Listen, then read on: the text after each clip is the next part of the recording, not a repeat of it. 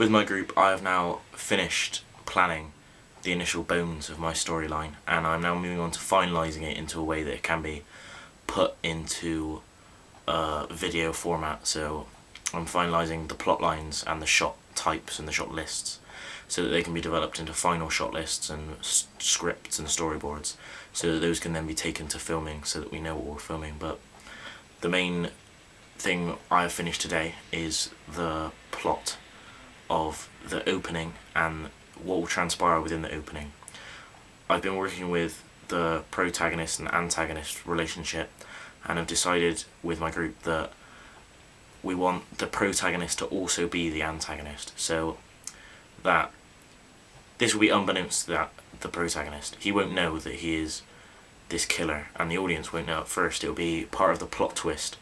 and the reveal and the red herring at the end, which is all part of the thriller genre. And he will just be a detective, but he will lapse into these sudden rages and these kind of psychotic murders, and he won't know it, and the audience won't know it, because in the beginning of the thriller we're going to have a murder where the antagonist murders a girl, and his face won't be shown, and he'll be kind of obscure, and he'll be wearing a suit, so that's quite a common dress for a person to wear, and his face will be obscured with sunglasses, and we'll do his hair and makeup so that he looks a lot different from the protagonist, who will have kind of an 80s style quiff, and he'll be in shot a lot, and he'll be wearing different clothing. And we did this mainly to induce a sense of enigma, and it will leave the audience guessing, and the plot will twist and turn from under them, which is one of the codes and conventions of thriller. And by putting this in our opening, having this, them not knowing who the killer is, I think will entice them to watch the rest of the film, which is what a good opening should do. And also, I think that in our opening, obviously we can't do much towards the antagonist-protagonist same-person plotline, but we can subtly hint to it in the shot types, so that when the audience find out at the end of the film, obviously the film won't be made, but when they find out at the end of the film, they'll look back at the beginning of the film and the middle of the film and see little hints to this plot twist. And one of the ways we were going to do this was, in the beginning,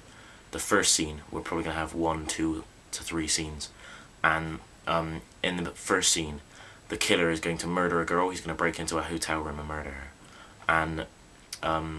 this killer will be introduced through a mid-shot tracking shot from the back that follows him into the room. And when the protagonist walks into the second scene, he'll be walking into the same room where there's this dead girl, because he's walking into the crime scene. He'll be introduced with the same shot,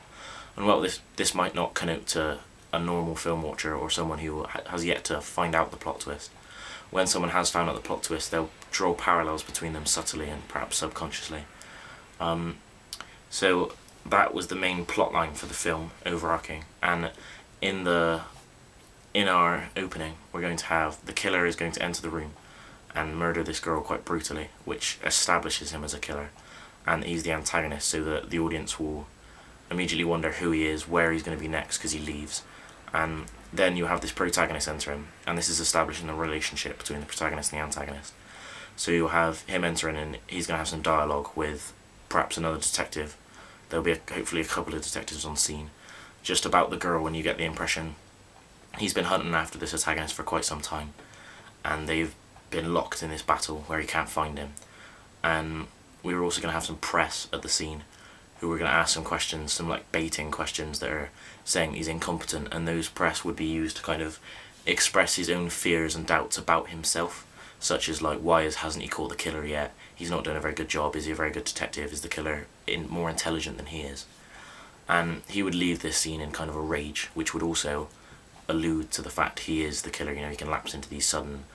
angry fits. And then the third and final scene would consist of the killer leaving the hotel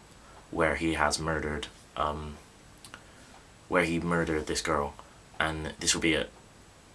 due to the lighting and such, this would be thought to be at a different time, when really it was just the same time when he kills the killer, when he kills the killer, when he has killed the girl. And he walks out of this hotel and he's just passing through a street when a tramp sat on the corner would ask him for change or something. And he goes to pull out a knife to stab the tramp, showing that he's,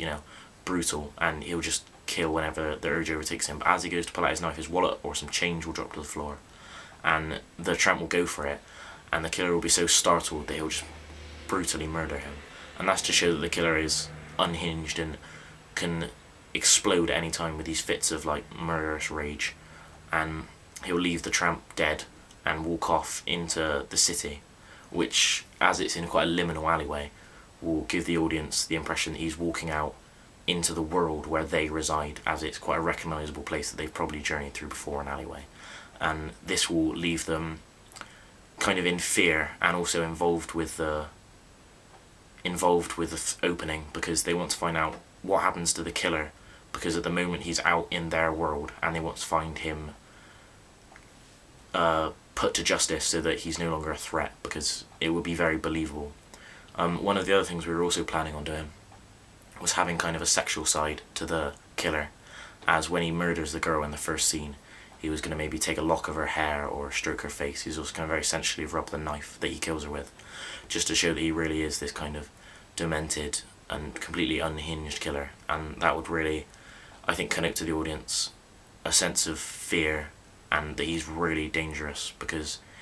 his killings are not on one plane just murderous, but also on another plane have some kind of sick aspect to them. That's pretty much all the planning we got done today. We were just talking about more into the 80s style of things, about the kind of mise-en-scène we're going to have in the room, maybe some lava lamps, and also more into the songs. Obviously we wouldn't have time to do an orchestral soundtrack or an electronic soundtrack, so we were thinking of using a song popular in the 80s,